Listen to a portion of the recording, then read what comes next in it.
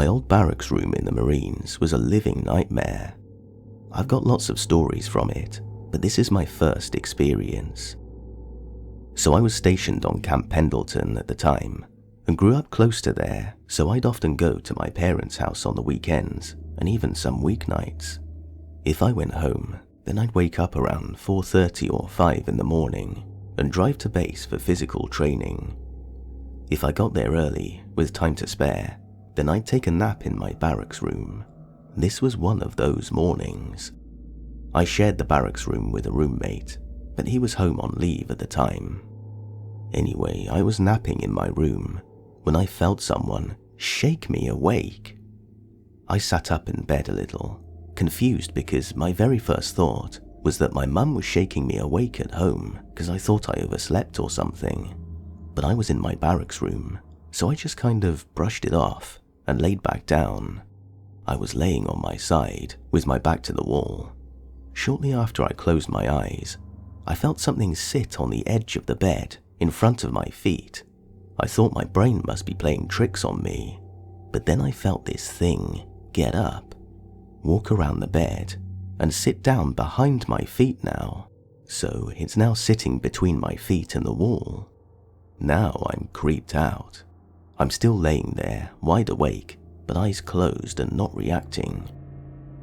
This thing then starts crawling up my bed, like I feel the bed indenting as their hands and knees move up the bed. In my head, I'm telling myself to let it get to your head and see what happens, but it gets to like my belly button and I freak out. I throw my hands over there and flip the lights on, trying to rationalize it, thinking it's like a cat or rat or something. There's nothing there, of course. So I just take off and drive to the parking lot we meet at to nap in my car. I never told my roommate what happened, but I came back to base one Monday and he pulled me aside to say some weird things happened in the room over the weekend. I was at my parents' place over the weekend, so wasn't there. He was a womanizer, so always bringing chicks home from bars and wherever, especially with me being gone for the weekends. So he and some lady were laying in bed one weekend, and she shook him awake, asking if his roommate was home. He said, no way, he's up in Orange County, he's never here on the weekends. She told him that she saw someone walk from the front door to the window, then turn around and walk into the bathroom. Keep in mind, these are pretty small barracks rooms, not even the size of a studio apartment. So he checks. No one there, of course. They shake it off. Later that night, she wakes up screaming, saying there was a black mass leaning over her. Rest of the night, uneventful, but he tells me all of that. Then I tell him what happened to me, and we're both like, okay, this is weird. This was in 16 area on Camp Pendleton, known as Mainside. I started staying there more because he hated staying there alone, obviously. Or I'd just bring him back with me to my parents' place. The room sucked. I had a mirror that I suction cupped to the shower wall. You could yank and tug on that thing. It wouldn't come down. It would fly out of the shower all the goddamn time. It would go like 6 feet. There were shelves behind your head when you're sleeping, and we'd constantly get woken up by a loud rap or knock during the night, right next to your head. Books and picture frames would get knocked off of the shelves, and we'd sometimes nap in the room at lunchtime. Sometimes you'd open the door and just feel like hell no, radiating from it, and sleep in our cars. Other times, it felt fine. After a few months of this, we both went on an operation where we were gone for about a month and a half. We came back, and the room felt fine afterwards. Nothing ever happened again, like it just moved on when the room was left empty.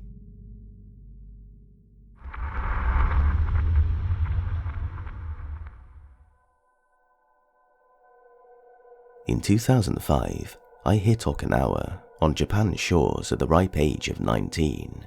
It's a small island with a lot of dark history. I never had an experience or reason to believe in the paranormal at this point. For the next 2 years, all was well. In 2006, I sustained an eye injury in Fallujah, Iraq, that put me out of commission, as I could no longer shoot. Every Marine is a rifleman. They made me barracks manager, as my unit was deploying yet again. I was pumped for this job, as I didn't want to be discharged before my 4 years was up. That, and everyone knew it was a skate job, aka easy as hell. I had the usual problems of broken furniture and the such for a while. One day, a Marine comes into my office and tells me there's a woman in a white dress with long black hair that covers her face who sits in the upper corner of my room and watches me sleep. I think to myself, this man has watched The Ring too many times. I tell him I can't move his room and to just move on with it. At this point in time, I'm manager of Barracks 5696. There came a time where Barracks 5704, diagonal from us, was empty and we needed renovations. I was in charge of moving everyone to 5704 so they could begin the renovations. After all had been moved and everything was calm, I began an addiction to watching shows like Ghost Adventures and Ghost Hunters, back when they were fresh and new, and thought to myself, this is bull, and found myself verbally saying as much out loud, and a buddy of mine said, "Hey man, don't you have the keys to 5696? He was right. I did, and it was totally empty at night. Piquing my interest, I bought a tape recorder, old school, not a digital recorder. I went into the room the Marine told me about nearly a year back with the ring lady, set the recorder on top of the mirror above the sink, and locked the door. I left and locked the main and only entrance to Barracks 5696 and went back to Barracks 5704. The next day, I let the Japanese painters in to do their job, as I did every day, and went up to room 423 to collect the recorder off the top of the mirror. I returned back to my office in 5704 and listened to the tape. I spent nearly 4 hours listening to nothing, dead space. Then it happened. The wall lockers in the room next to or near to room 423 began slamming shut, open and shut, open and shut. This went on for a few minutes before other rooms started in. After a few minutes, from the first slamming wall locker, it seemed like the building had come alive. I was disturbed, as I was the only individual with a key on them. Any enlisted, even above me, would have to either ask me for the key or get one made, and even if they did, I cannot fathom them wanting to slam wall lockers closed in the middle of the night, nor able to slam as many as I was hearing at the same time without 20 people to help them.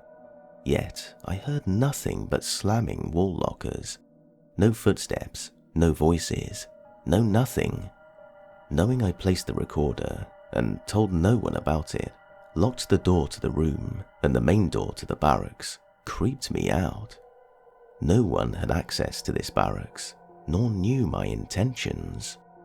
I was convinced the ghost realm was real. Just like Zach, I wanted to find out what was out there. I wanted more proof of these spirits. Barracks 5696 was still under renovations, which meant it was empty at night, no Japanese working crews, and I held the only key. I convinced a buddy of mine, who I'll call Gary, to come with me. We were going to conduct a live ghost hunting session. As excited as it sounds, it wasn't. We never heard or saw anything. Being our first time, we felt weird talking to empty rooms of nothingness. We felt like nothing was there. We were wrong. We would pick random rooms throughout the barracks, opening whichever room we felt at the time. As we walked down to the office of 5696, it still had power, the office was still functional. We joked that there wasn't anything there. The banging wall lockers still haunted my thoughts though, and I aimed to know more. I plugged my digital recorder into the PC, an upgrade from the tape recorder, and started the exhausting journey of reviewing our files, one for each room, Gary was unconvinced as we entered room 3 or 4 on the recordings. Then it happened. I said the usual, "Good evening, my name is Will," etc. And Gary asked, "Can you tell us your name?" Clear as day, we got a response that said, "Get out." Neither of our voices, and we were within arm's reach of each other. This was the first of many threats I received, attempting to find the truth inside the barracks, a truth that came to infest my home life and made me never want to mess with this stuff again. Of course, as a madman, I persisted. If you go looking for the paranormal, not only does it find you, it haunts you. These entities knew things about me no one in the military knew, things I had almost forgotten myself. I was living off base at the time with a girlfriend in a 10-story building. We were on the 10th floor.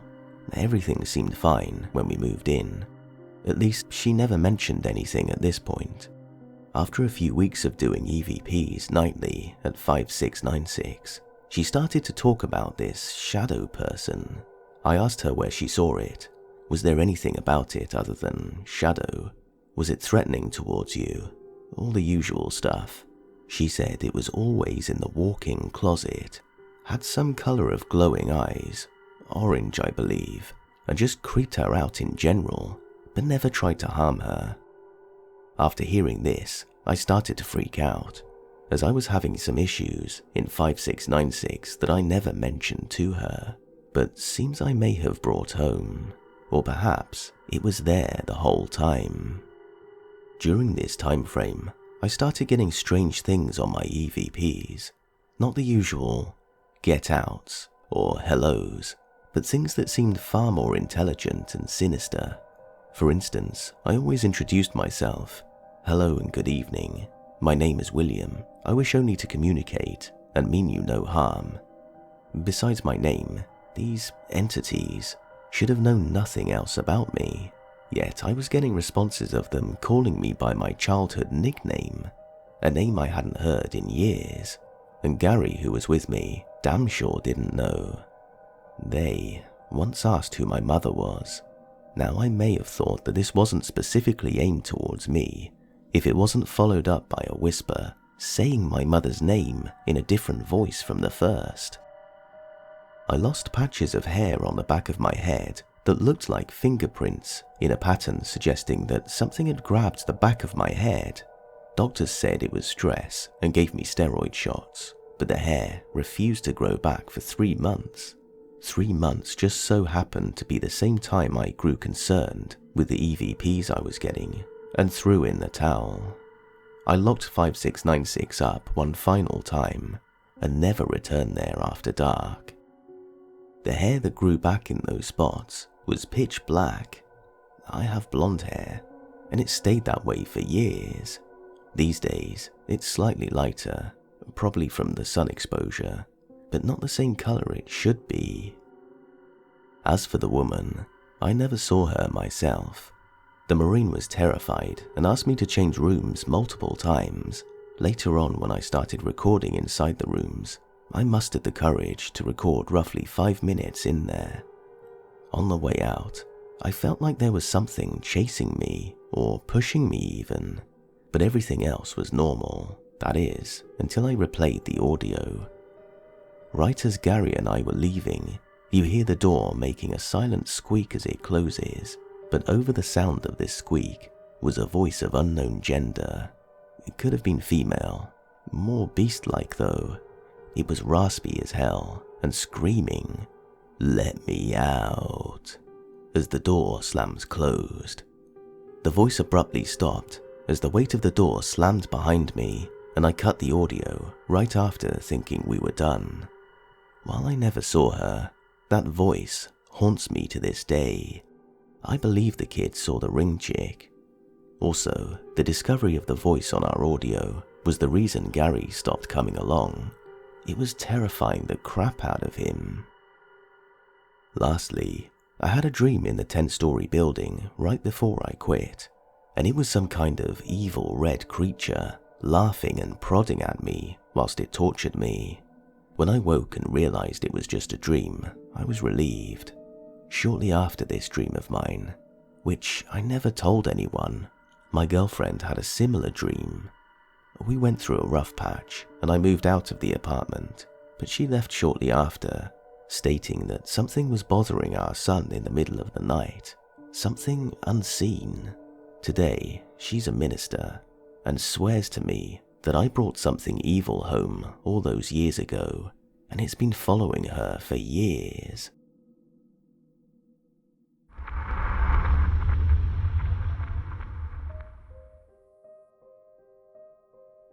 As a preface, I'm a skeptic.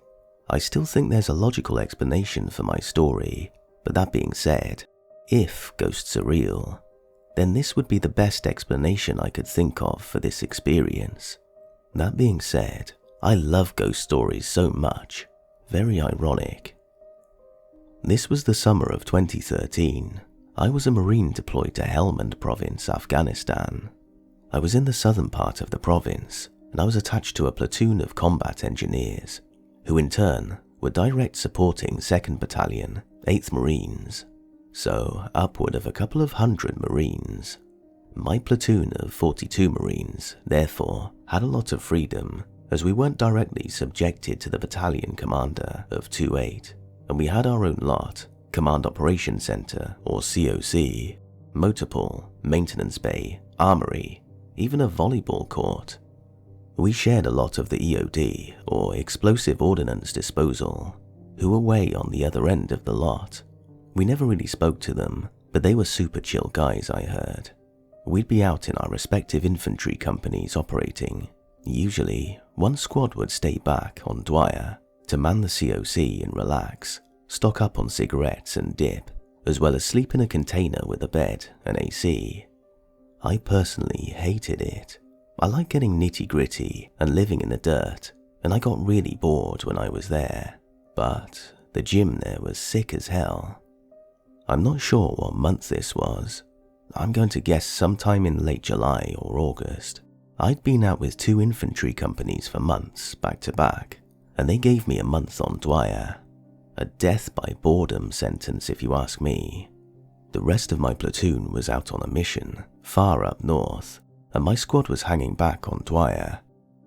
At night, as it's all in the USMC, there is someone on fire watch, which you could call guard duty at the COC on the lot, just making sure no one steals stuff, or if the war comes to you, then you can wake up the homies and get to trapping on Terry Taliban. So it was my night for fire watch, and I was there with my senior, Corporal W, and our platoon guide, Sergeant D. We were at the COC on our lot. Now I know there's a lot of descriptions going on so far, but our COC was a long wooden structure called the SWA hut, and it was in the northeastern corner of our lot, which was surrounded by a big 15 to 20 foot tall chain link fence with barbed wire on top of it.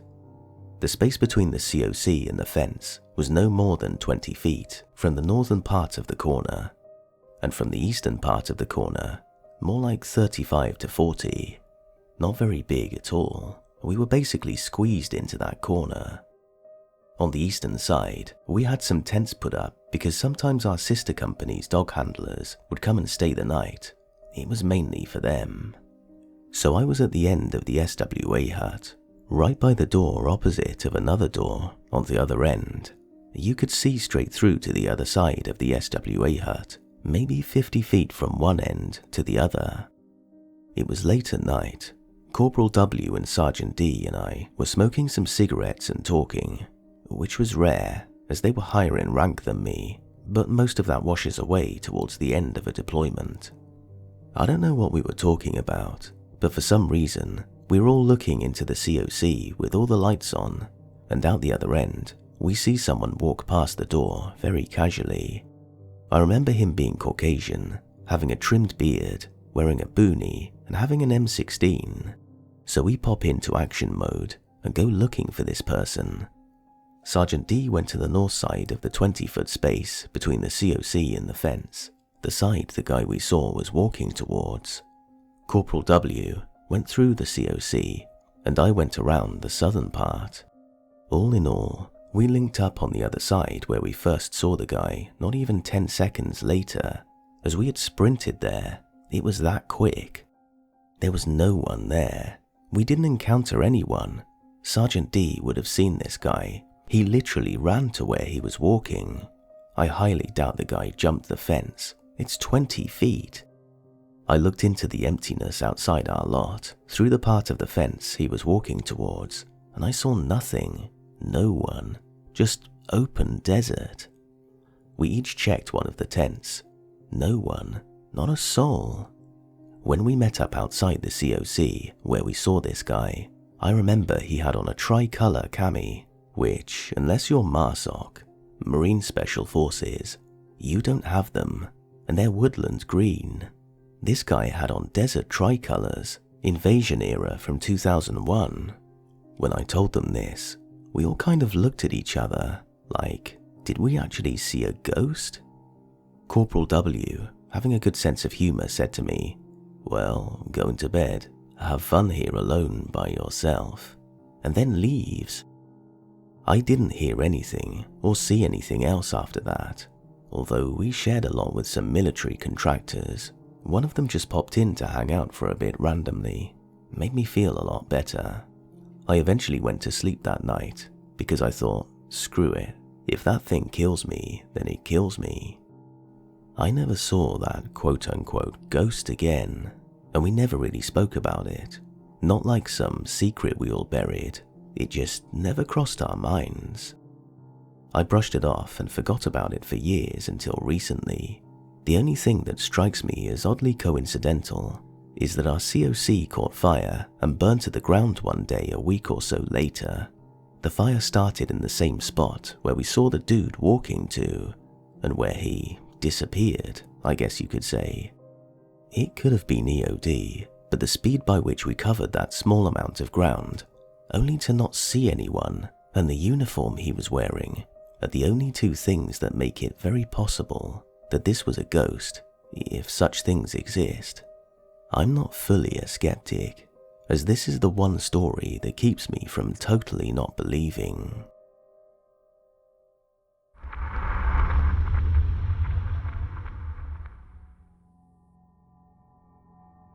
My family and I lived on post at Fort Campbell, Kentucky for 8 years. The first house we lived in there was seriously haunted. Shortly after we moved in, the odd occurrences started. The first one I can remember was about 3 months or so after we moved in. Our youngest daughter was 2, and her toy box was set up in a hallway that ran from our dining room to the front door, with our stairs acting as a wall and separator from our living room. I was playing on my phone, and she was on the other side of the stairs playing with her toys. Suddenly, I hear her come running through the hallway and into the living room. When I looked up at her, there is no way to describe her other than terrified. Her eyes were wide with fear, and she ran as fast as she could to jump onto the couch with me. When I asked her what was wrong, she pointed to the hallway and said, "That man scare me." My blood ran cold. We were the only 2 at home. My husband was at work, and my older daughter was at school, so there definitely should not have been any man in my house. When I asked what man, she just kept pointing to the hallway and saying, "That man over there." I grabbed a small wooden bat from a toy bin at the end of our couch and crept into the hallway. There was no one there. I carefully walked around the entire first floor, searching the storage space under our stairs, our laundry room, and our pantry. No one there. No one could have snuck upstairs without me hearing. The old wooden stairs in our home were notoriously creaky, and the door leading to our garage was also very loud.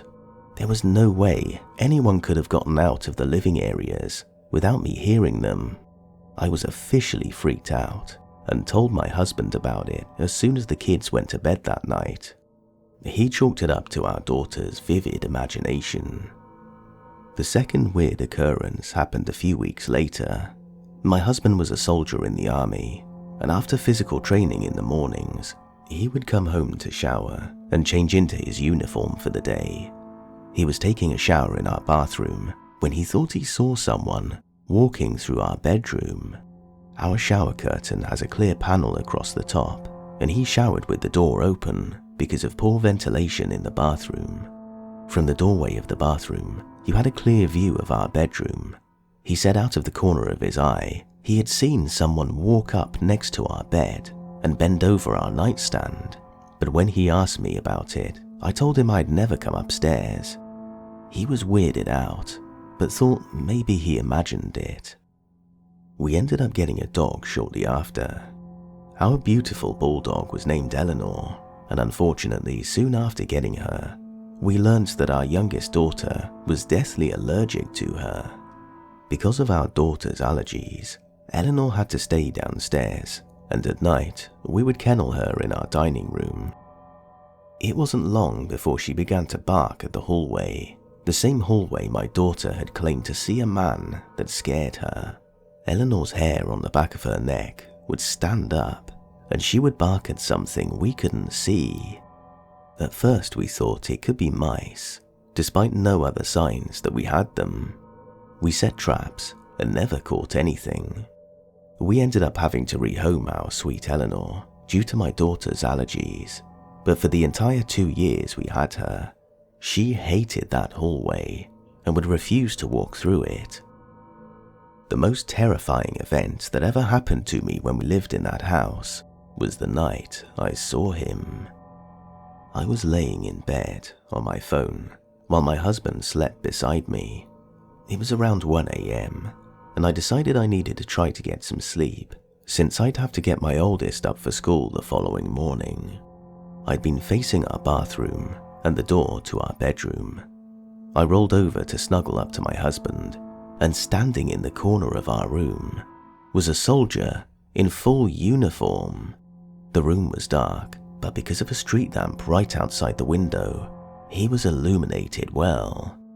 I screamed and smacked my husband to wake up, and as soon as my husband jumped, the soldier took one step towards the bed and disappeared into thin air. I was hysterical. My husband told me I had to have been dreaming, but I hadn't been to sleep, and I knew what I saw.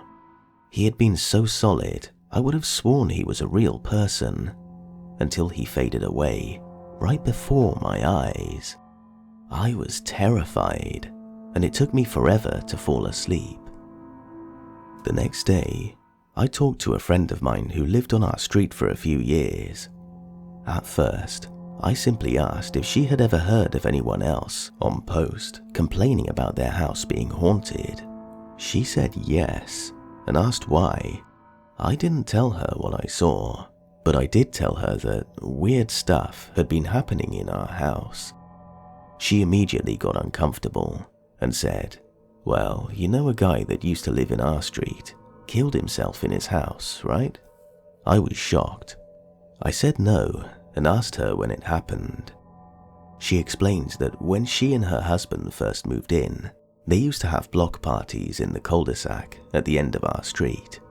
Shortly after they moved in, they went to a block party to meet the neighbors, and someone at the party told them that it was a good thing they hadn't moved in a few months earlier, because one of their neighbors had committed suicide after returning home from war. They said he had suffered from PTSD and shot himself one night, and with it being a military post, it had already shaken up the whole neighborhood. My friend wasn't sure exactly which house it happened in, but judging from what we had all seen and experienced in my house, I was sure it was mine. We had tons of other experiences in that house. We lived there for 6 of the 8 years we lived at Fort Campbell, and there was always something weird or unexplainable happening there.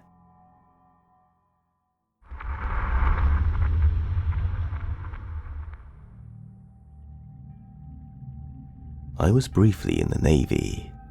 While at boot camp at Great Lakes, there were a few people in my division who had some things happen around them. I was part of something called ship staff, and basically, it was a few sailors from each division that would clean the ship or building that we all stayed in. and would also stand watch at the main entrance. Well, when you're cleaning, you have to go to areas where there aren't a lot of people or where there's absolutely nobody around. And of course, you'd be by yourself.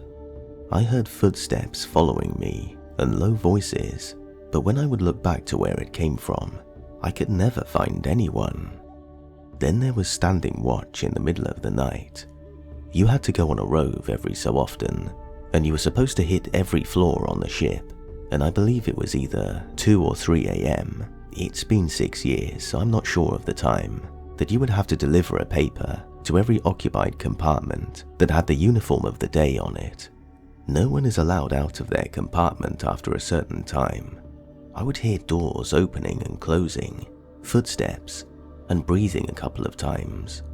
Well, I wasn't on watch this night, but 2 of my shipmates were, and our chief was the officer on deck. There was one floor that was completely unoccupied on our ship. It actually wasn't due to be occupied for another week when this happened. Well, one girl had gone to deliver the uniform of the day and had gotten all of the occupied compartments and got back when Chief got a call from D02 saying they didn't receive it. Chief goes to talk to the girls on watch, and they're like, "Chief, there's no one in those compartments. They're empty." They all go back to our compartment the next morning, and they were freaked out.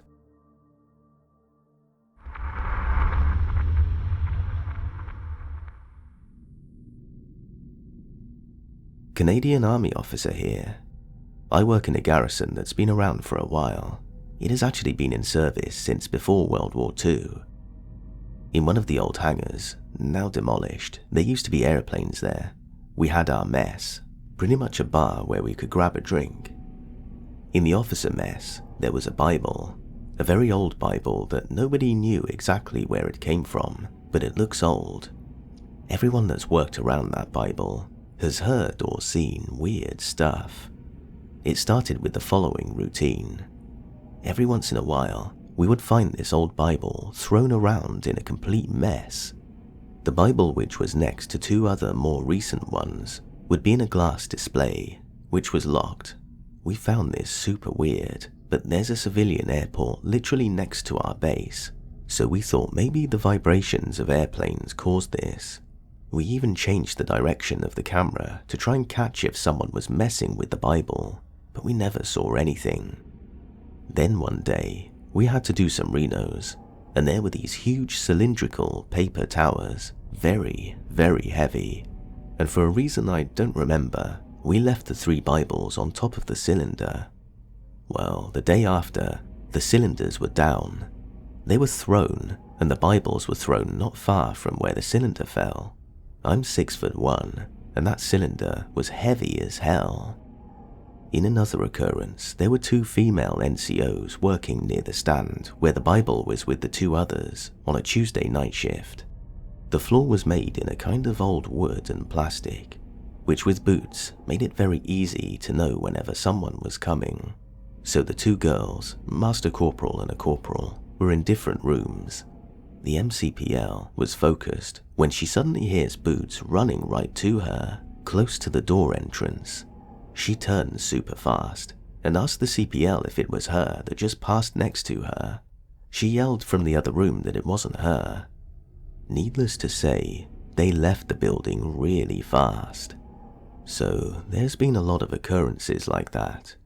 There's even been a captain that refused to touch it and forced privates to move it for him. The building was demolished maybe 2 years ago, and we never heard back from that devilish book.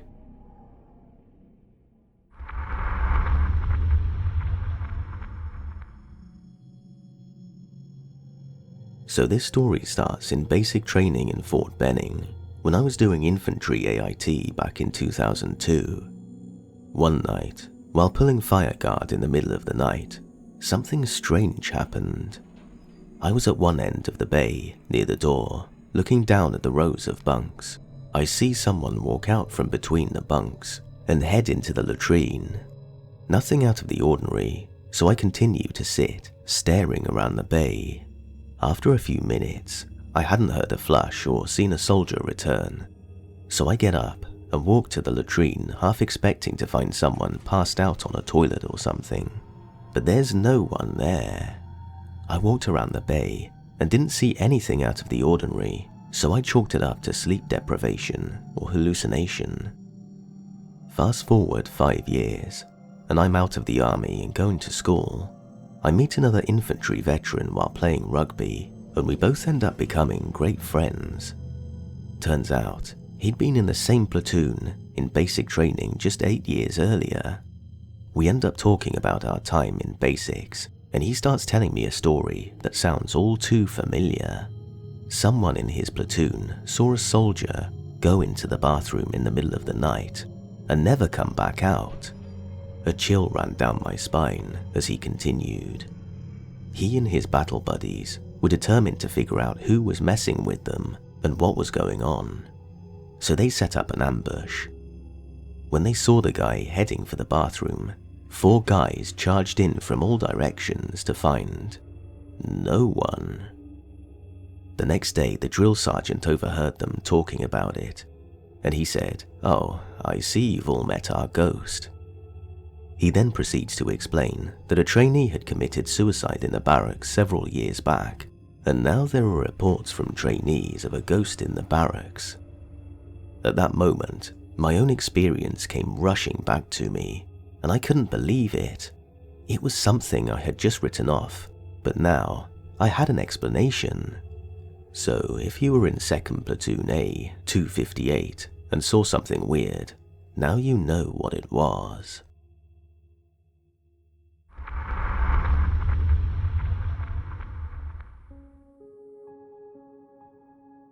I'm an American soldier. We were deployed to Darmstadt, Germany post 9/11 to provide force protection to the regular army units.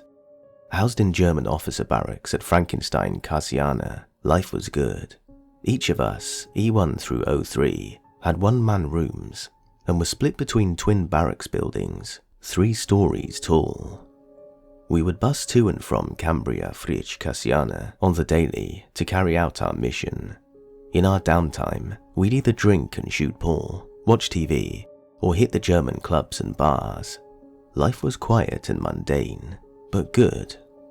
Fast forward to sometime mid-summer of '02, after returning from Babenhausen, we quickly get reacquainted with our old housing. Same rooms, different month. At some point, and I don't remember exactly when, I returned home from watching a checkpoint to find the faucet in my room's sink turned on. For background, each room was a one-man room, furnished with a bed, massive wall locker, desk, sometimes other miscellaneous pieces of furniture, and a sink, and a fridge if you were lucky, or E4 Mafia. This was a German army base, and not under the control of the US government whatsoever. The local German army commander was kind enough to allow us to reside there due to the post 9/11 stuff we had to do. The buildings, like most in Germany, were built in the 50s to 70s, and were absolutely bomb-proof. Having a background in construction, I took note of all the construction-related solutions I observed. Most German buildings, including these 2 barracks buildings, were stacked out of cast solid masonry blocks, measuring 1 meter long, 0.5 wide, and 0.5 high. Even small residential projects required mini sky cranes to hoist these damn blocks into place. I guess this is a natural reaction after your country has been blown off the map, not once, but twice during the 21st century. So, fast forward. I find the water turned on in my room, not once, not twice, but repeatedly. After the first 1 or 2 times, I asked around trying to figure out who was messing with me, but even in that, I knew it wasn't likely in this dimension. Here's why. So I covered that the walls are solid. This will matter later. More to the point, the locks are built in true German fashion. Think of your basic American house key. It has a singular cut. The cut is that jagged, irregular edge which gives your key its unique identifier. Now imagine the same key, only when looked at in cross-section, it's T-shaped and has 3 separate cuts, each one unique. These were the locks on our rooms, so if you were to pick one, you would need to manipulate 3 sets of tumblers at once. Further, After the very first time of finding my water on, I made a serious, concerted effort to ensure it was always off, unless of course I was using it. Also, double-checked my door lock each time I left. Now onto the windows. These are what are known as tilt sash windows.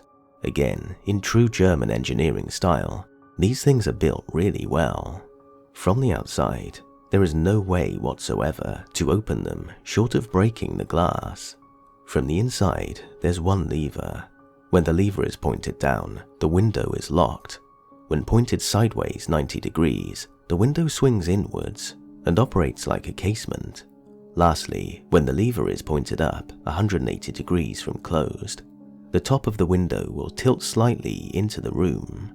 This is helpful in Germany when it rains and you want ventilation. Why is this important, you ask? Well, it's not really. I just geek out on cool hardware. Point is that these windows cannot be jimmied. Well, after roughly 2 weeks of finding the water on every 2 to 3 days, nearly everyone in my squad, and likely my platoon, has heard about it. It's gotten to the point where other guys will follow me from the bus to my room after duty, just to see if I'm full of it. Lo and behold, I'm not. Perhaps 3 weeks into this strange water being on deal, I'm lying awake one night in my room, trying to nod off. Rewind to the half-meter thick solid masonry construction. Yep, this place was rock solid, also dead quiet. I had a shelf system I used as a headboard, which also had various metal things on it. I was a medic with the 11B unit. As I'm laying there trying to doze off, I hear a noise just behind my head, which was akin to the sound of someone sliding an item across a table or surface. I froze dead in my tracks and waited while my mind raced. A few seconds later, I heard it again while goosebumps covered my body. I felt a chill and immediately jumped up and turned on the light switch, fairly panicked, but quiet. I looked around the room and saw nothing strange, found nothing out of the ordinary, and could not explain the strange instance. My mind raced back to a story that my mother, who was fairly psychic, told me years ago. The story involved a woman who bought an old house in a small town in the Midwest. She got the house for a smoking deal, but quickly found out why. The house was haunted to the point where she would come home in the dead of winter and all the windows were open. While she was trying to sleep, random doors would start slamming and continue all night. After a week or so of this, she was at her wit's end. Out of options and with nothing else, and no one else to turn to, she sat on the stairs one night in the dark and began talking to the ghost. This was obviously a one-sided conversation, but she poured her heart out. She explained to the ghost that this house was her dream home. She was not there to disturb it in any way. She did not mean the ghost any harm and wanted to live peacefully. She went on to explain to the ghost if that couldn't happen, she would be forced to vacate and sell the house at a loss, and she could not control what would happen to the house in the future. From that point on, the woman lived in a peaceful existence with that ghost in the house. As a refresher, this is what raced through my head immediately after I turned the lights on in my barracks room on Frankenstein-Kaserne in Darmstadt, Germany in '02. Feeling a little silly, I took a page out of this lady's playbook and began talking to the ghost, knowing full well the military history of Germany and how many deceased souls there are between World War I and World War II. I realized quickly I had no idea who I may be dealing with. I should note that I had a large American flag hanging vertically at the head of my bed on the wall. What I told the ghost was that I was an American soldier deployed to Germany after a vicious terrorist attack on American soil, that I was there to simply guard the American military installations, and that I didn't mean them any harm. I explained to them that we'll probably be there a few more months and then rotate out. I further went on to explain to the ghost that I was still a little unclear as to whether or not here she even existed.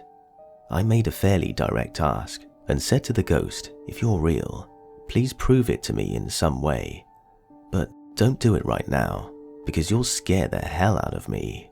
At some point, I also explained to the ghost that I couldn't figure out if it was some of my buddies messing with me after they had found a creative way to get into my room.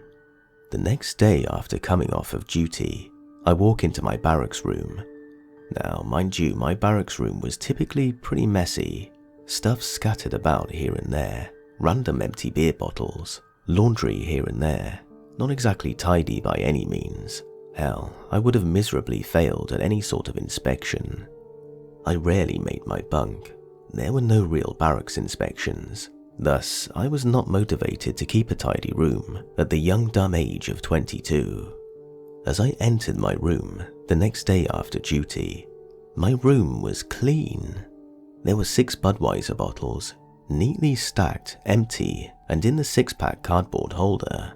All the items on my desk were neatly squared away in a very OCD fashion. My bed was made to a military standard. I should note that it was not the current military standard with the hospital corners, but nonetheless, you could bounce a dime off that pillow. There was a lock that had been hanging off my wall locker for some time, which I never used. I hadn't seen the key in months, and frankly, not too concerned about it. That key was sitting on my pillow. As I write this, 18 years later, it still gives me chills remembering what I saw and experienced. I quickly went next door to grab a sergeant. At this point, he couldn't figure out if this was the real McCoy, or I was some sort of attention-deprived mental case who simply needed people and drama around him. I spent that night in the day room. Although that was the last time I ever heard from the ghost, it was not the only instance within those buildings. As my story began to spread through the ranks of the company, other stories began to surface. There was one particular soldier, on a day off in springtime of '02, found himself locked out of his room. He lived in the building across from me, and also on the 3rd floor. After a couple of hours of about a dozen or so of us fiddling with his lock and key, the German maintenance contractor finally showed up. They ran through the same drill that we did, and came up just as empty-handed as we did in figuring out what the heck was going on. Finally, one of these maintenance workers decided to grab an extension ladder to have a look into this guy's window and see if the window might be unlocked. Lo and behold, his wall locker was slid tightly against the door, causing it not to budge even a fraction of an inch. As word spread of this, more stories came out from other guys. The most common were guys telling stories of laying in the day room late at night and hearing women and children running up and down the hallway making noise. When they opened the door to see what the commotion was, the hallways were empty. Mind you, this was a closed post, and the only women allowed had to be checked in and could not stay past a specified time.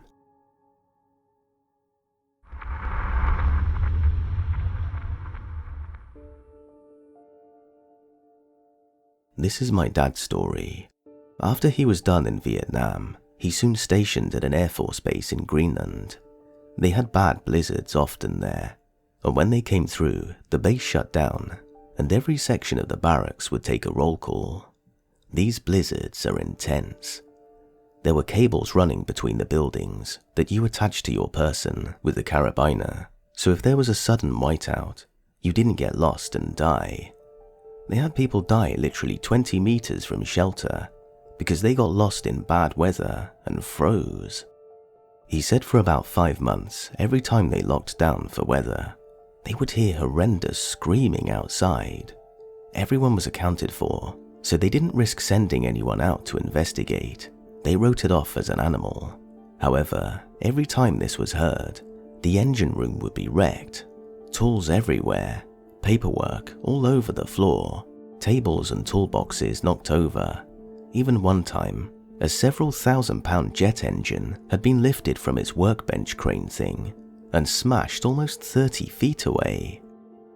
The hangars and engine room had cameras covering every single possible entrance with spotlights that made them clear, even in a whiteout. No animals, no people, no anything was ever seen entering or leaving those buildings.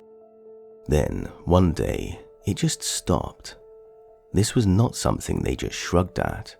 It cost a lot of money, and threw a wrench in at least one surveillance routine, which cost a lot of brass from the DoD and the CIA to breathe fire down the base commander's neck.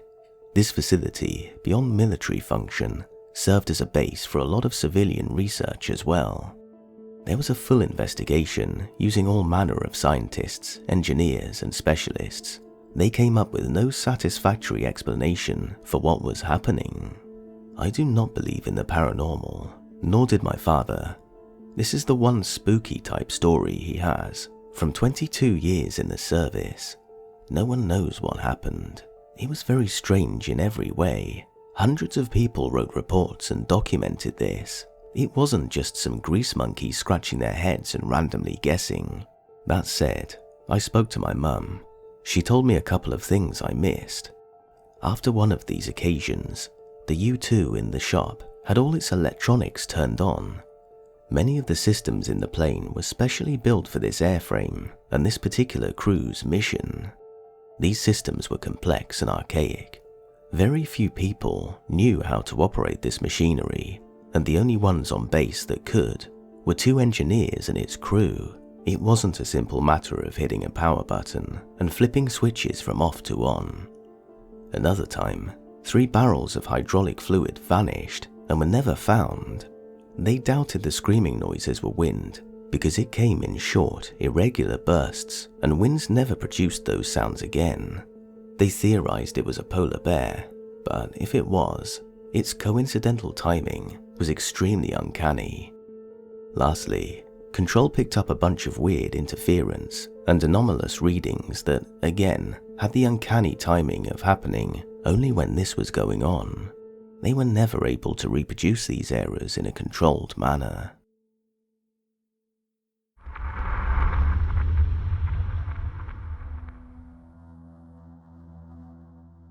I have a story from my RAF basic training in the UK. Our buildings were haunted. Now, I say buildings and not building because I managed to spend minimum 1 night in every barracks at basic due to a string of really unfortunate injuries that have nothing to do with this story. We heard voices during lights out, and you could hear someone going up and down the central stairway. It was 3 stories high and echoed like hell. Upon inspection, there was nothing out there. Our stuff would move about. One of the lads had his inspection out on an empty bed, and by morning it had been thrown all about the room. I would have suspected our CPLS, but normally the damage was kept localized within your specific area. This was all over the room. Gotta say, the weirdest one for me was when I saw a guy walking up the stairs as I was coming back from a smoke at like 2 AM. I called out to him and ran to catch him, and he just disappeared. No doors open, nothing, just gone. I didn't recognize them, and they didn't have the standard number 2 all over haircut, so it wasn't one of our lads.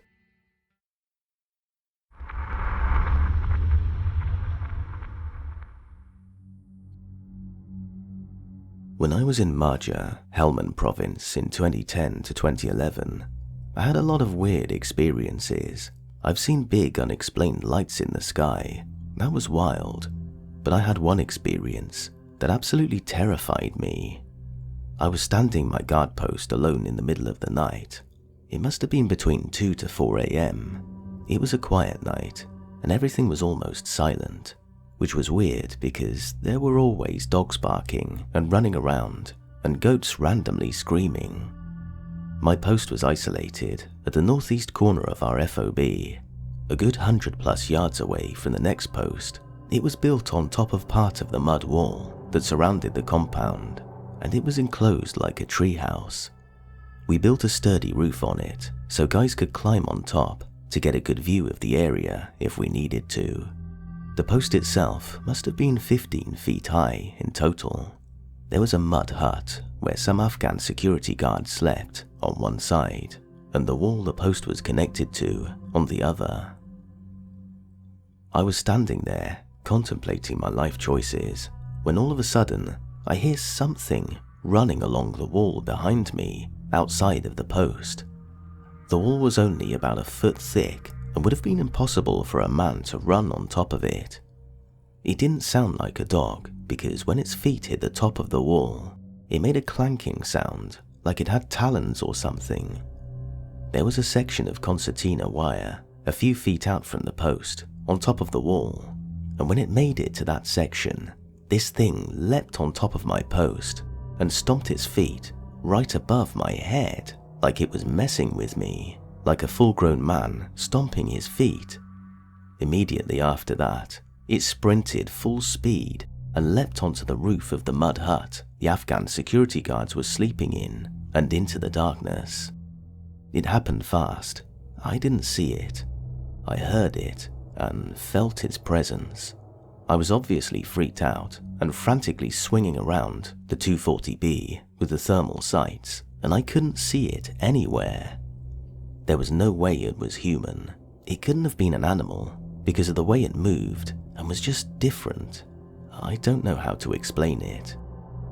When it was on top of the post, it was like a large man was stomping his feet, but the way it jumped off the top was so fast and fluid, like it knew exactly where to go. I've never told this to anyone, but it was probably the most scared I've ever been in my life.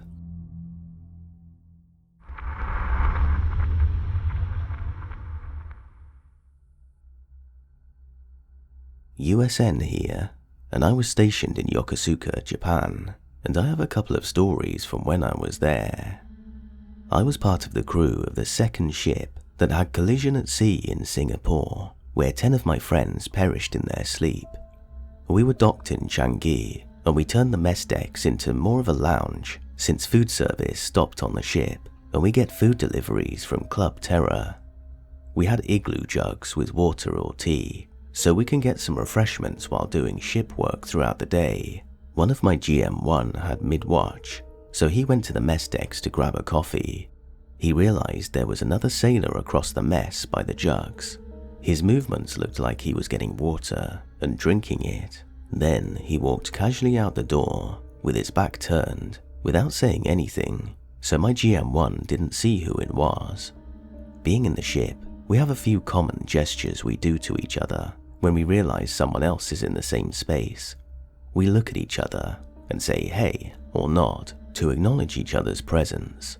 This struck him as odd, but it was almost midnight, so he wasn't really in the greeting mood as well. Then it struck him, the slick-backed hair, 6'4" figure, and sleeve tattoo could never be mistaken for anyone else but to one of the sailors that died a few weeks before and still currently entombed in the berthing. It took a while to get the bodies out because the water inside the berthing where people drowned are what's holding the weight on part of the ship. My GM1 is a quiet and straightforward guy and not the type to joke about something like that, specifically when it related to the collision. Another story is right when the chaos was happening during the collision, when the whole crew is running around to get to their respective repair lockers. One of my shipmates accounted for one of his friends during muster because he literally ran into him. My shipmate was wearing firefighting gear and helmet, so he only saw the name tag, and the person told him, "Please do a good job of saving everyone else," in his familiar voice, and then turned the corner. He couldn't get a grasp on it when he found out that his friend, who he saw, actually never made it out. After we got flown back to Yokosuka, MWR did a retreat program for the crew to Tama Hills Resort. The resort was an old Japanese ammo depot turned into a retreat resort where they build cottages, paintball ground, a horse range, and other kinds of relaxing activities. We were given a key to multiple golf carts so we could explore the base. My SH1 and myself were riding off into the afternoon just before sunset. It was winter, cold but no snow or fog, clear as day, but it was getting a bit dark. I was driving, and as soon as we came up to this line of trees, he asked me to stop and he took a picture of the road ahead, which I thought was a nice view. He was then quiet, and I kept driving as we passed old ammo barracks. The shutters and doors were rotted away, so I drove through in and out of these barracks. He was excited and just stayed quiet. I thought, okay, he wasn't thrilled, or I was being too much. We headed back to the hotel, and during dinner, he showed me the picture he took. As clear as day, and it stands out for being out of place, was a dark figure, only you can only see half of his body, waist down. The figure's legs were walking across, and his legs looked like he was in a marching pace, where you exaggerate your footsteps, forward legs straight out. It made me instantly weak, because of the fact that the direction it was going was towards the ammo barracks where we went through.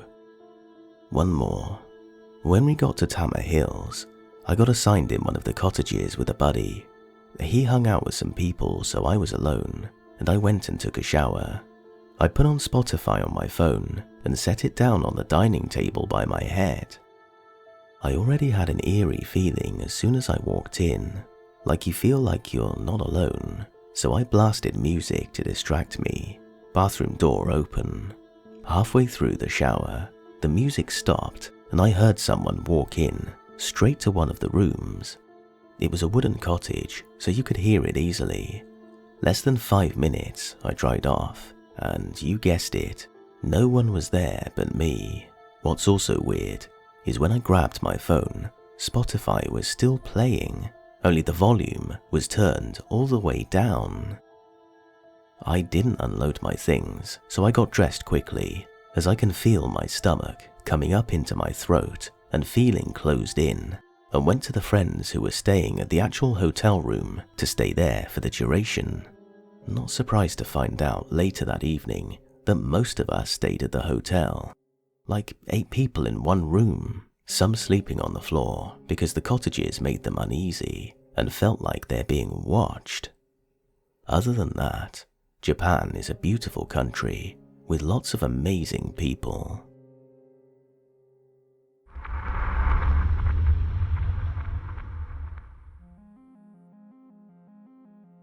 Camp Dragoon in Iraq had weird things happen in different places. The camp was an old Saddam regime secret police complex, so plenty of people disappeared there, just to add to a horrific background. The underground tunnel torture chambers had been walled off early on, but people who went down there reported feelings of being watched. I took pictures in an old prison, and weird balls of light showed up when I got them developed by the locals. I chalked it up to dust in the air or something though. The one that happened over and over though was lights in buildings where they shouldn't be. I was part of the QRF, a quick reaction force, for the camp, and was called out many times to recall to look for intruders. We had apartment buildings on our camp unused but off limits, and at least once a month guard towers, the TOC, Tactical Operations Center, or random people would report faint lights moving within. Every time we got spun up and cleared the whole building, but not even the dust had been disturbed. People tired? Reflections? Soldiers banging and being sneaky? I don't know, but it's weird and unexplained. I was also stationed at the National Training Center out there a while and heard a lot of stories. One night, a vehicle turned its white lights on, a big no-no, and drove off to a new position, claiming that they kept hearing things moving around them, but could never see anything. They said that over the radio, so either they just really hated that position, or some really weird stuff was going on.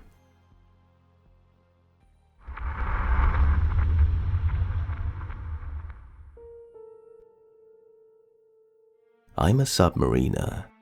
There are few things as unnerving as wandering around the engine room from 11:30 p.m. to 5:30 a.m. alone on watch.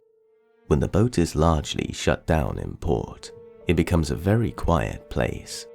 The roving watches usually make it an hourly game to speed through their log rounds, especially in the lower levels. One particular in-port period, the boat was moored in Pearl Harbor, and a few people started complaining about a really uneasy feeling. I was on the mid-watch as the SCO on evening, and a senior chief came back to do his required 0300 tour. We saw him walk past, maneuvering on his way to Shift Alley. This particular senior chief was the crusty old salt type and would usually spend a bit of time just sitting in the lower levels of the engine room alone and contemplate life. So we expected as much. What we didn't expect was him to literally run into the maneuvering area a few minutes later. The man was pale-faced and breathing heavily. We sat up straight, our eyes as wide as his, thinking we were about to have to announce and fight some ship casualty. He slumps into the EDO chair. A few tense and silent moments go by. We're on pins and needles. He finally opens his mouth and tells us about the, quote, ghost in Shaft Alley. He swears a sailor passed by him as he's sitting on a trash can in Shaft Alley. His first response was to call out to the guy, see who it was, but then he realized this guy isn't dressed right. He describes what this guy was wearing, the old World War II naval uniforms, so he quickly gets up to catch up to the guy, and he does. Catches up to him all the way aft. The guy turns towards the senior chief, looks right at him, then turns away and literally walks through the arse end of the boat. It's now that the sailor chief decides it's time to leave Shaft Alley and promptly does so. Swears up and down that he knows what he saw. I sure as hell wasn't about to leave maneuvering that night to find out for myself.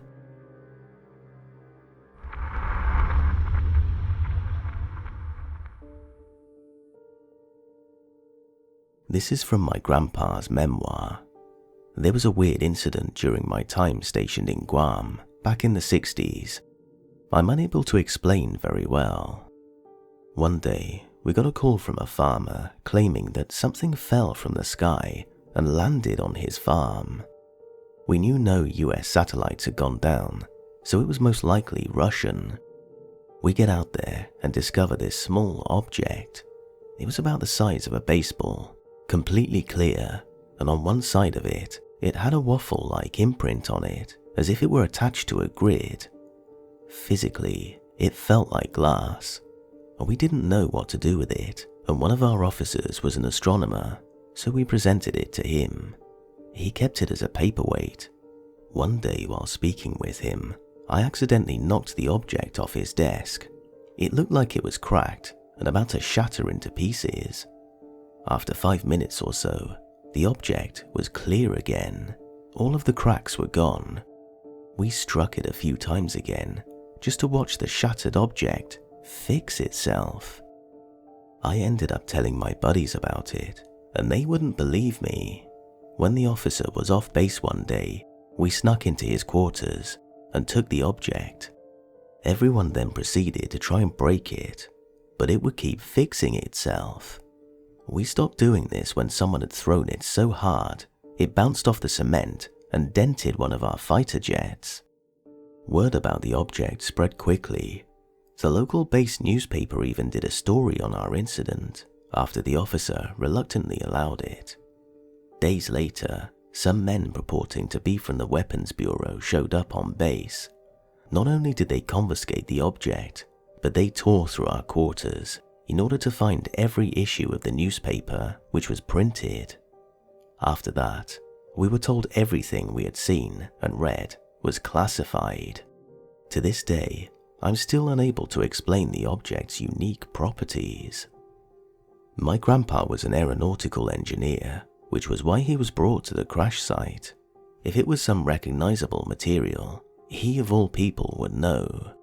Whatever it was, survived going through our atmosphere and crashing to the ground.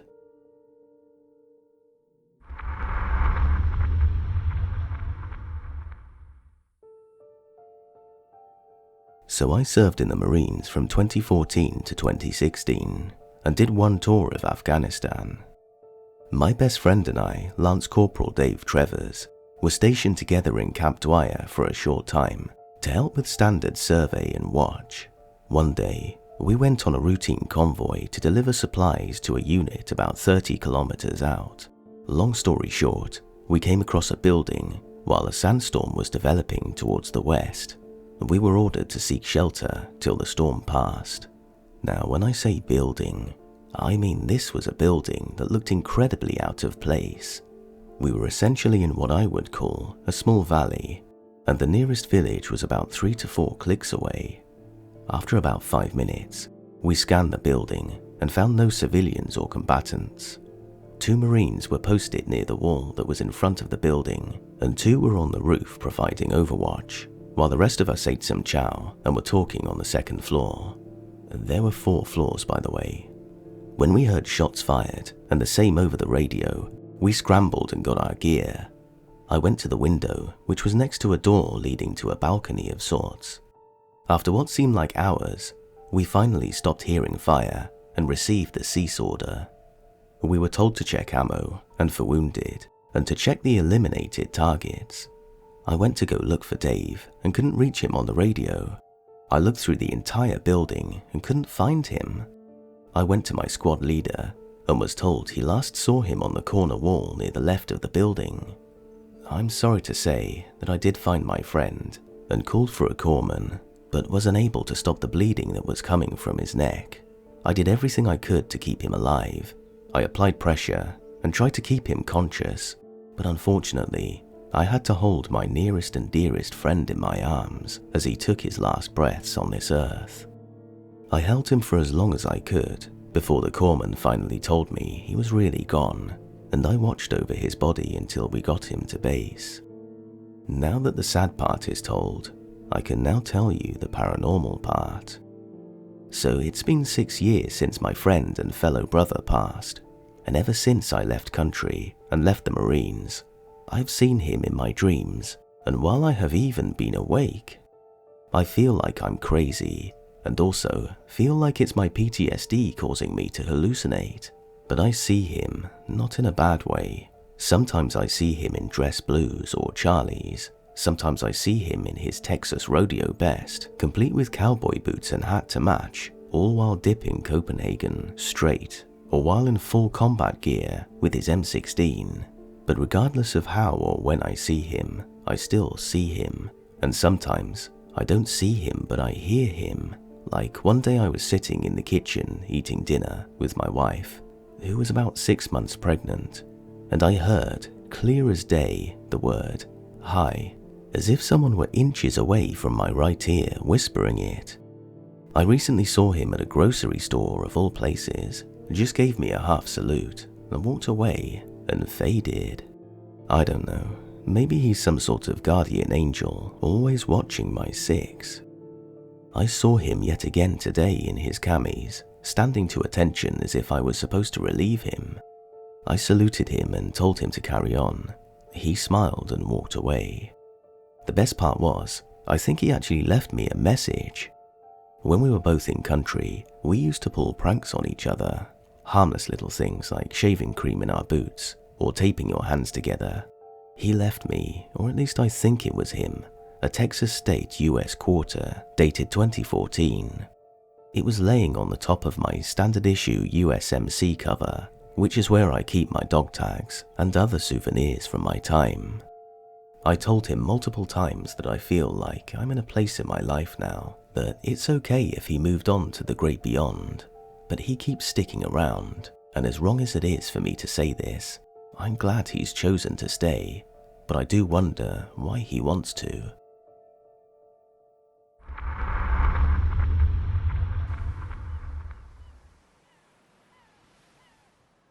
I have to preface this to give context.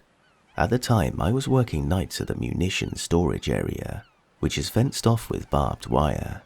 The whole area is pretty spread out, with multiple buildings, and definitely large enough that you generally drove around to get to other buildings. Due to the nature of the job, the buildings are spread out, with clear space between them. Anyway, the only people in the bomb dump on this night are the roughly 8 or so of us in my shop, and one guy in control that night. He was in another building, and we had a direct line to him on what we called the bat phone. This becomes relevant later. This is summer in South Carolina, and about 2 or 3 a.m., so the air was warm and very still, no breeze at all, and we had the break room door open while we watched a movie. We were on the front line support standby, and nothing was going on. Now, the rumor was that the small building we worked out of had been built by German POWs during the war, and I know for a fact that there were some there back then. It was small, with a main break room, small dispatch office through a doorway, and a couple of offices off of that one. There were 2 doors, one in the break room and one on the same side of the building in the dispatch office, roughly 20 to 30 feet away from each other. Both had push bars on the inside, but only the break room door could be opened from the outside, as the dispatch room door's external latch was busted and only the internal bar worked. Well, all of us, minus the guy locked down in the control building for security, are in the break room. Then suddenly, loud as hell from the dispatch door in the next room. It was like someone was rushing through, slammed the push bar, and the door swung open, then swung back shut after a couple of seconds with a slam. We all look at each other like, what the hell, and start to check it out. We had mag lights in our crew books, so a few guys grab them and sweep around the building from both directions. Another guy calls the controller on the bat phone, who picked up and denied that it was him messing with us, and there was no way he could have messed with us and made it back to his phone in time, let alone doing it without being seen or heard. Anyone with experience knows how sound carries at 3 a.m. in the South Carolina summer. You could hear the beeps from the code keys being pressed hundreds of yards away, no joke. No way he hoofed it back to his building anywhere near fast enough, gone through the halls, punched in his code, and got to the phone in time.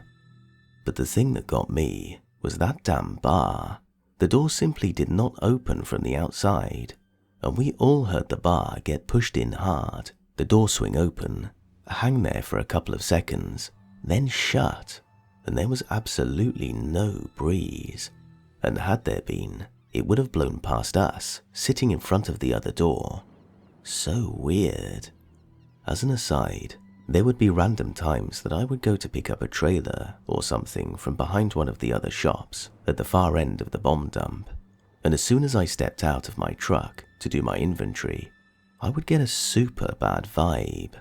I'm talking heebie-jeebies like no other, and as best I can describe it, it felt like something was right above and behind me and just hated me being there.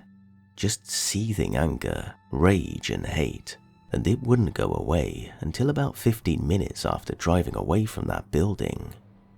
One night, another driver who had arrived there shortly before I had, for a trailer, asked if I had a weird feeling there, which sure as hell I did, so I know at least once someone else corroborated it. All of this was on mid-shift, which was 11 p.m. to 7:30 a.m. I heard a few other people's stories about weird stuff that would happen at night, but since they aren't my stories, I can't vouch for their veracity. The only other thing that happened to me there was I swear I caught the clear silhouette of a guy walking in an open field between igloos. As I turned to punch my gate code in the corner of my eye, I distinctly caught the motion of 2 legs and an arm sticking out, like someone mid-stride. When I turned back, it was just an empty field.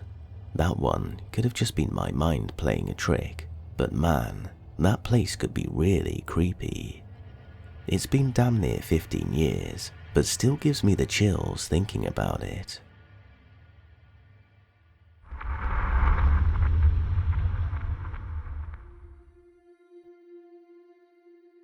Airman here. About 2 years ago when I was still in the barracks at F.E. Warren, this happened on a Saturday around 10 p.m. There was an annual rodeo and western celebration event called Cheyenne Frontier Days. Basically a huge cowboy event, and some reason Post Malone was going to perform. Anyway, it caused the base to have a blackout, and being the dorm rat I was, I scampered out to figure out why my Netflix was off. A few other dorm residents in the hall came out too.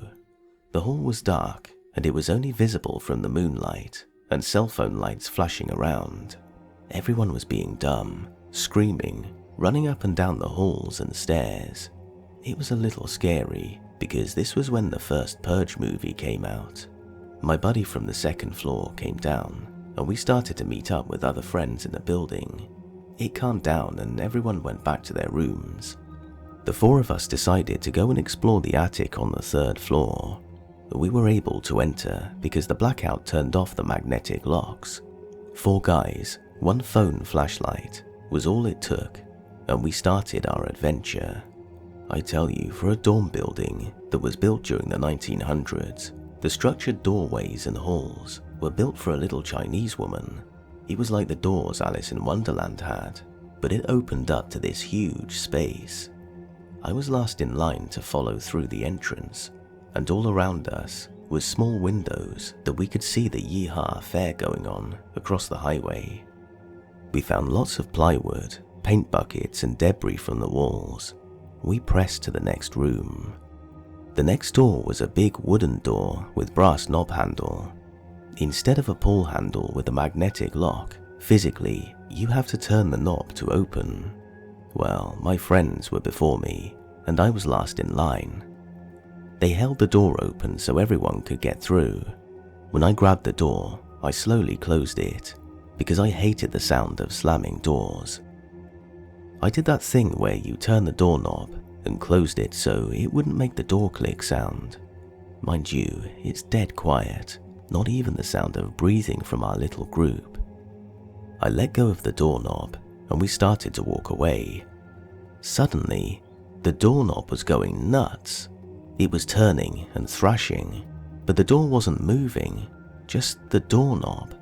We all jumped and watched the door as it twisted and turned. I knew for a fact no one was behind me. No one. There was no way someone was following us, because the exit made a creaking sound, no matter how soft you closed it. We all panicked and ran to the other side of the room.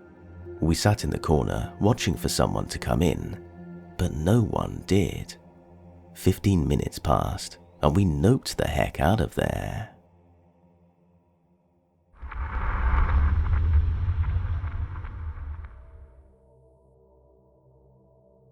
I joined the US Marine Corps in 2000, and by 2003, I was in Iraq. While there, we had stopped at a repair and replenish point, or RRP, and dug in for the night.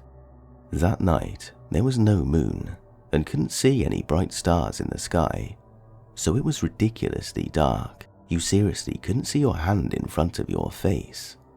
I was sitting in my dug position, using night vision goggles to keep an eye out for insurgents, when I heard the loudest, scariest scream coming from out of the darkness. Then it got closer, but it became clear that the scream was above our heads. There was something flying above us, or hovering, that would every several minutes scream in a loud, screeching, frightening way. I can't even give it justice on how frightening this scream sounded. It wasn't a drone, something entirely different. A couple of us heard it, but the weird thing is that not everyone that was awake could hear it. I tried to convince myself that it could have been a local bird or a type of screech owl. I even Googled many different owl calls just to try and find something that sounded similar, with no luck. To this day, I have no idea what I heard. Someone told me that it could have been a banshee, but I truly don't know.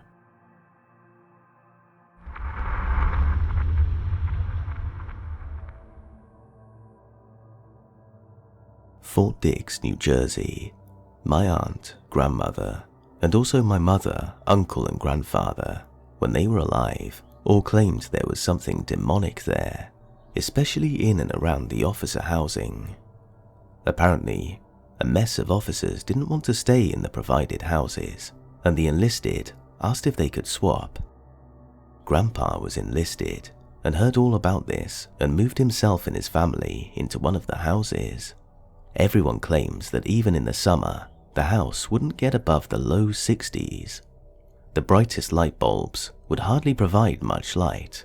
The dog refused to go into the basement, and the cat litter pan would be flipped. My mother swore she would see shadow people watching her from around corners, and my aunt had one push her while she was in the shower.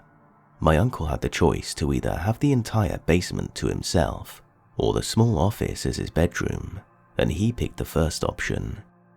He began sleeping in the living room after getting his feet grabbed when he would go down the basement steps. He mentioned after having a fight with Grandpa that something kept pushing its fingers into his bruises, and he woke up with more cuts and scrapes than when he went to bed with. Everyone would always have some sort of scratch or bruise that they didn't remember getting.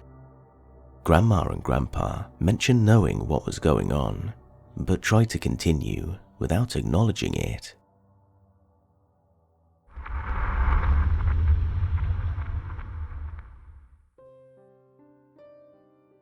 As a Marine, I used to have the graveyard patrol shift at the Beirut bombing memorial. Part of the memorial is dedicated to a veteran's cemetery. Oddly enough, I never got freaked out being completely alone in a remote cemetery in the middle of the night, surrounded by dense woods on all sides. It was actually kind of peaceful, to be honest. However, one night I was patrolling near the perimeter fence where some of the oldest headstones are, when I hear the sound of a woman humming. I followed the sound and noticed a light glowing through the vines and brush of a large tree. As I approached, I could literally feel my hair beginning to lift as if there was an electrical current in the air. I pushed aside the brush, and what I saw nearly took my breath away.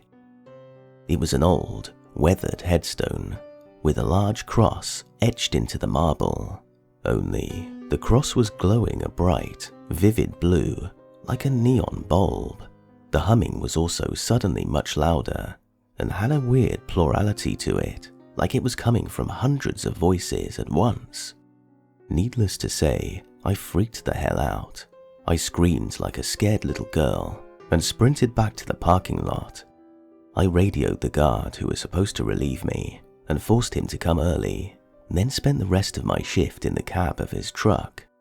I don't think he believed me, but he stayed in his truck and didn't go out on patrol until the sun was fully up. A few days later, I worked up the nerve to return to the grave, during the day of course. As I suspected, in the light of day it was a completely mundane headstone, and there was no name, only the aforementioned cross.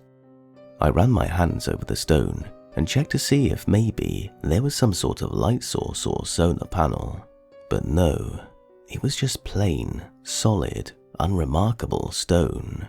The humming was gone too. I eventually returned to my normal shift, but never again did I experience anything out of the ordinary. I never learned whose grave that was either, but I find myself thinking about it from time to time. It certainly sounds absurd when you say it out loud, and I suppose it could have been a hallucination or a trick of my tired brain, but I don't believe it was. I think it was real, a ghost or spirit of some sort, but I don't think it was malevolent at all.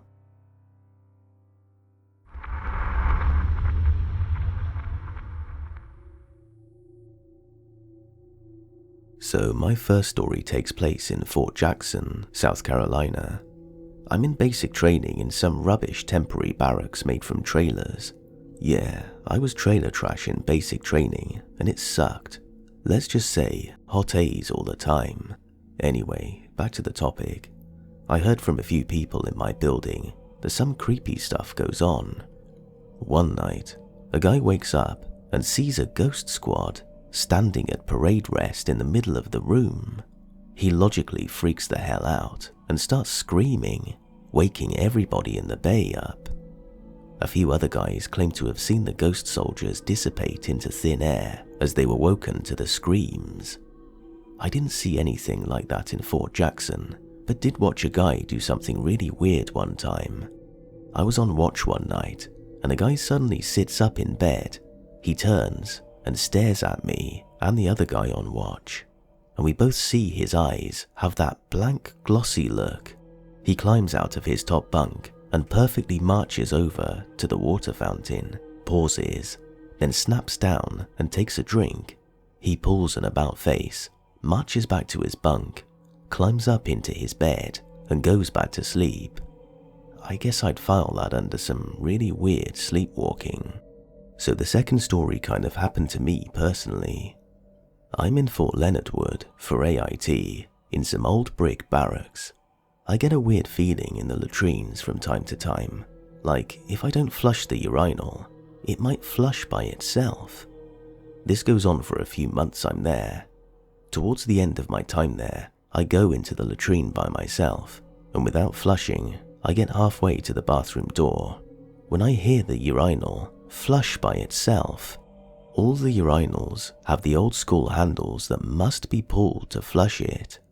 At this point in my life, I've experienced some weird spiritual stuff, so I laugh it off, say into the empty room, "That's some pretty cool stuff," and leave.